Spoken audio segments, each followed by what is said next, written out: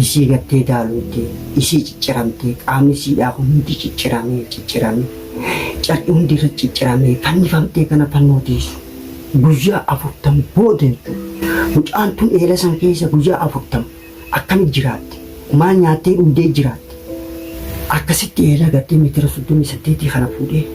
gaddarbe mucaan ugaachirraa gaddarbe bahaa gattee iyyitee boochi nam tokkoon dhageeyu isa malee namicha tokkootu tiiffatee reedhaa odoon eeggattee re'ee bobbaa deemuu sagalee boohichaa sagalee iyyeensaa dhage sagalee kun yeroo gattee bobbaa deemu naannoo isaanii eela tokko jira eelli kun eela jinniidha eela shayxaanaa jeegganti guutuu irraa gattee nama hunda gattee irraa akka of eegan gattee oduma gattee deemuu eela kana keessaa sagalee dhage sagalee boohichaa sagalee gattee ijjansaati yeroo kana eela kana waan beeku sodaachaa dhugaatichi dhiyaate suutatti mataa eela keessa gaqqabee ati jinni moo insi irra deddeebi'ee kasi duba sagaleen deebitee hoggaan sagaleen deebitee dhagee eela keessa gallaalee rifatee garaan nehee baaragee booyaa fiigaa kara gandaa gale hoggaa kara gandaa galee gandatti gattee waan ajaa'ibaatiin dhagee waan addaatiin dhagee koottaa dirmadhaa jiru ganti guutuun gattee ichii gattee jala qabee.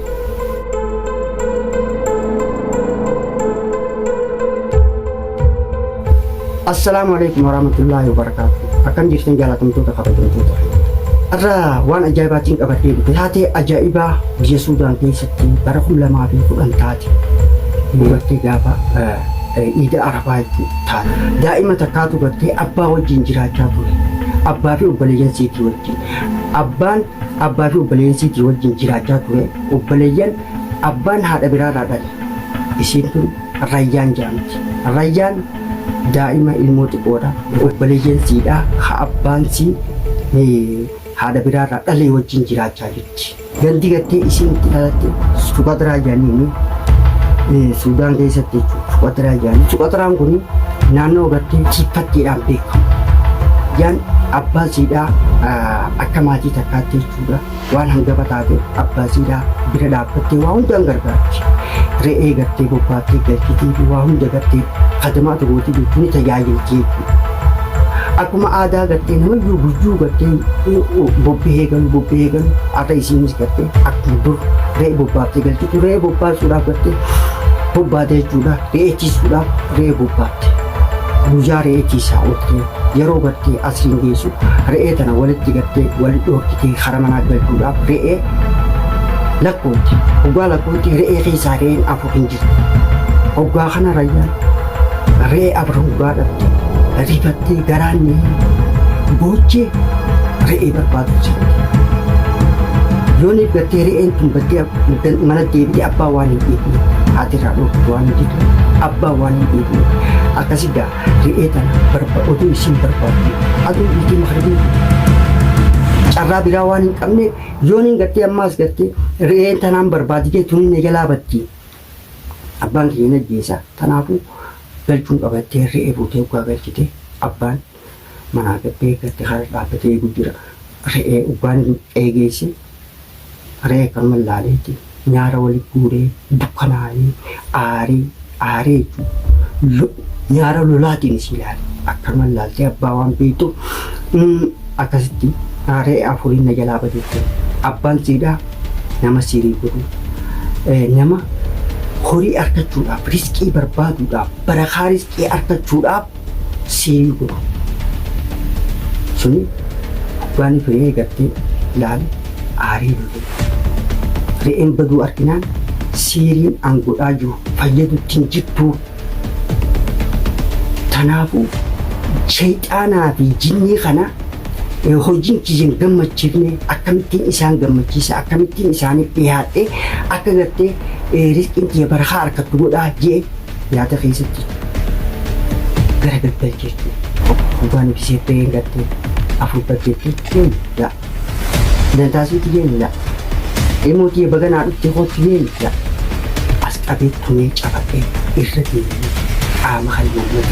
mamatiisi, odeessi baka nadhaggeessi irratti cabaqee mucaa hoggaa kana jarri sheexaanii akka gartee rizqii harkatuuf akka barakaa gartee harkatuuf akka horiin isaadhaa guddatuuf mucaa tana gurra qabdaa mucaa tana kararraa meessuudha qabdaa jedhanii qalabatan hoggaa waan kana qalabatan mucaa yaani siidhaa galee kanaaf mucaadhaa maal dhiyeesseef carraa lama arra yookaan akkanumatti meessi geessuu yookaan eelatti darbuu lameerraa takkatti dubbee hoggaa kana mucaanis abbaa siidhaa sheexaana siindii nama raamatan qabne waan beektu eelanna darbeetti eela santu irra raamata godhaa beektuu abbaa isii dhalarraa eelarra filattee jiru abbaa siirra arganii dalagaa siidhaa akkasitti duba abbaan gara jabeenyaa sheexaanaa fi jinniidhatti dhiyaachuudhaaf seerii saasan akka isiin daleetu godhuudhaaf lubbuu mucaa siidhaa kennuudhaaf mucaa fuudhee qabee kara eelaa qajeele kara eelaa abbaa qajeele eela bira geesse eelli kun eela jinnii fi sheexaanaa jedhamu eela meetira 38 fagaatu kanee fi gartee jallasaadhaa jawween jiru kan ajjeeboon keessi jiru akkasitti eela gartee meetira 38 kana fuudhee gaddarbe mucaan ugaachirraa gaddarbe baha gattee iyyitee gochi inni nam tokkoon dhabeewu isa malee abbaan ilmoo dhale gara jabeenya isaadhaa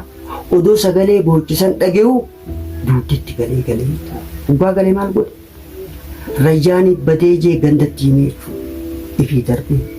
rayyaanii badee ganti gartee rayyaan mucaa bashaasha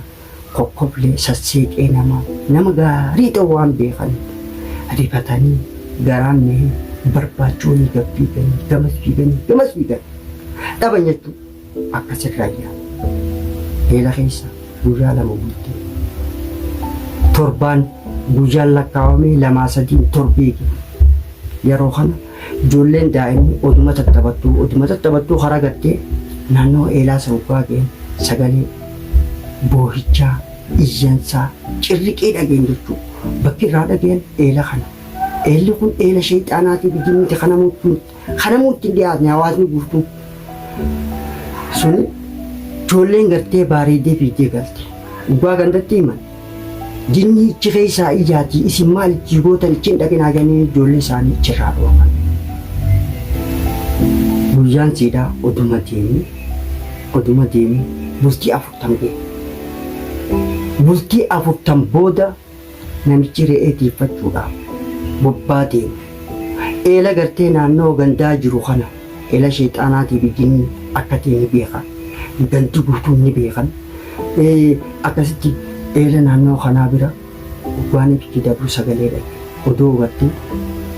re'ee bobbaa obboo sagalee inni dhagee sagalee boo'ichaati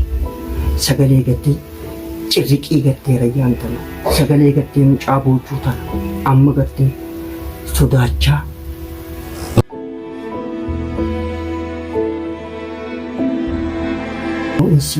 ati jinni moo insi jee ana rayyaan itti hoggaaniif rayyaan kun daa'ima gartee guyyaa 40 guutuu barbaadu jiran tapha gartee bakka isiin buutee dhaban ta'uu ba'aa rifatee booyaa gartee fi gaara gandaadha ganda dhaqee gandatti rayyaan waan ajaa'ibaatiin rayyaan lubbuun jirti kunoo bakka kanaa jirti eela jinnii jirti ja'anii kaanii wal fudhatan yaa hoggaaniif dhaqan sagaleen akkasuma cililteetti dhaqan goon akkasii gaa imaamaa kana fuudhanii walitti hidhanii mucaa gartee gurbaa gartee Abdurrahmaan jedhamu jechuudha. Abdurrahmaan kun isatti gartee imaamaa kana hidhanii keessa gabbuusan hoggaatti gad dhiyaate rayyaan ta'uu beeke isii gartee daaluuttee isii cicciramtee qaamni isiidhaa hundi cicciramee carqi hundi irra cicciramee fannifamtee kana fannootiisu guyyaa 40 booda mucaan tun eela san keessa guyyaa 40 akkamitti jiraatte maal nyaattee dhugdee jiraatte deebisaa barreessaa jalatti yoo deebisaa yoo waan feetan barreessitan dhugaa rabbiitti waan isin dhugoomsuu hin dandeenye. Guyyaa 40 booda lubbuudhaan jiraatte dadhaqanii mucaa cicciramtee waan lattooltee daaruutti dhukkootti jiree isaa baasan. Jiree isaa baasanii fuudhanii mana hakimaa geessanii mana hakimaa abbaa geessan wal'aansa godhanii qaddiyaatti kaa'anii hawaasni guutuun jala buqqee wal'aansa godhanii waggaa xiqqashoo waggaa beeyfattee poolisiin dhuftee ballaaqamee jechuudha haa poolisiin dhuftee gattee mucaatan eenyu si darbi jedhanii abbaa kiyyaan nu darbe abbaa dhaqanii gattee qabanii bitan si darbii ani darbinee mucaan odoon gartee taphattu kurtee jedhan akkasii ganda gaafatan akkamii jedhanii gurbaan kun nama siirii godhu nama sheexaanaa fi gartee jinnii gabbaru nama gartee horii argachuudhaaf sheexaanaa fi jinnii gabbaru suniifuu namichi kun namicha badaadha isumaa godhe jedhanii waan kana irraa barreessan akkasitti rayyaan wayyootti obbaachii gabbaate ati abbaa kiyyaan na darbeetta kunoo uummanni irra ragaa bee baabaa keetiis darbe garuu ni didi amma baabaa kee kamsi yoonaayyuu abbaa kee kagartee gara jabeenyaan siiriidhaaf horiidhaaf shirkiidhaaf ji'ee na'uuzi billaahi eela si darbe silaa si taate akkam goota akkam naa godhaattaan deebisaa siidaa jiru akkam naa godhaattaan jalannaa barreessa akka iddoo mucaa tana gaafatan akkam si haa guunnaan abbaa keenya dhinaa dhiisaatteen gadhiisaa galee gartee maatii isaatii wajjii haa jiraatu jetteen akkasii gadhiisan jechuudha. Si adda bartee kana laalanii waa hunda siidhaa laalanii gallaafuma siidhaa laalan umushawaayee Sudaan afaan Sudaan jechuu afaan Arabaa kan Sudaanitti umushawaayee jechuun maal jechuudha dubartii jabduu dubartii goota dubartii gartee dubartii fakkii namaa taatu seenaa gartee jabduu hawaasa keessatti dhuftee akkasitti waggaa umriin siidhaa waggaa 14 waggaa 4 gootanii heerumte heeruma siidhaa guyyaa isiin heerumtu ganti guutuun gabbaanii simatanii aruusa ajaa'ibaa kana godhanii akkasii aruusa siidhaa gaggeessan booda duba maaltu beekta waan gartee sammuudhaanis miidhamtee jechuudha qaamnis waan hedduu miidhamee jiru hanga banillee yaala godhanii booda oduu gartee hin bubbuleen addunyaa tanarraa deemtee duutee jechuudha allaa iraamu rabbi raamata haa godhuufi duba waggaa guyyaa 40 akkamitti turtee akkamitti guyyaa 40 keessa turte maal nyaattee dhuute eegas booda isii gaafatan akkamitti turtee viidiyoo gabaabaa hanga jechuudha. بتعرفيه؟ طبعا. بس بديك لبن؟ اديني لبن. ومويه فيه؟ مويه الطين. الطين مويه؟ مويه. ايوه.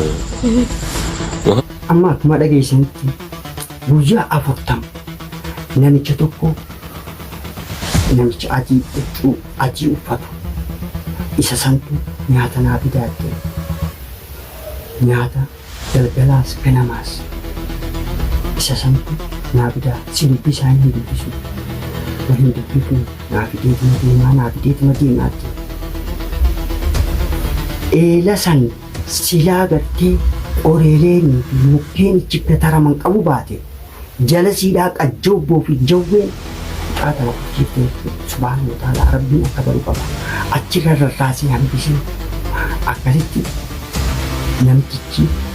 huccuu adii uffatan guyyaa tokkoon dubbisee guyyaa akhiraa arra gartee eela kana keessa guyyaan kee guyyaa dhumaati guyyaa xumuraati boru ni baataa jenne dubbisee asii booda waliin galuuti subhaanallah rabbiin duba akka fadhu qaba akkasitti malee kaasaatiin dirmatee jechuun nasruma rabbi biraa bifa sanyii jettee guyyaa 40 jiraattee jechuudha lubbuu rabbiin baafne abbaan fadhata baasu jaan hedduu biyya Sudaan keessa siiriin gartee beekamtuudha sadarkaa gartee abbaan ilmoo isaadhaa itti borra'u itti qabu itti ajjeesu jaalala gartee sheexaanarraa argachuudhaaf diiguudhaan seenaa siidhaa kana fakkaatu. Akkasii daawwattootaa fi hordoftoota keenya namni gartee siirii fi shirkii godhu waan hin goone qabuun fuudhee si miidhaa. Wassalamu alaikum warahmatullahi